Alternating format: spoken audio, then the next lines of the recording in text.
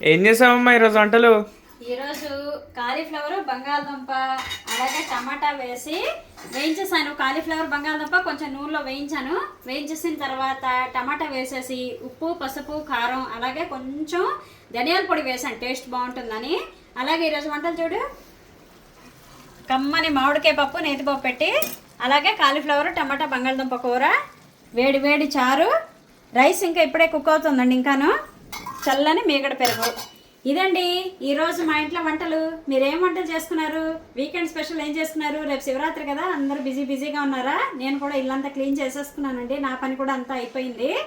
మరి ఇంకో విషయం ఏంటంటే పిండి పులిహార నేను రెసిపీ పెట్టాను, షార్ట్ వీడియో పెట్టాను, ఛానల్లోకి వెళ్ళి చూడండి. అలాగే మీరు అడిగిన టమాటా పచ్చడి కూడా నేను రెసిపీ పెడతాను, అందరూ కూడా చూడండి. రేపో ఎల్లుండో చూసుకొని పెడతాను నేను.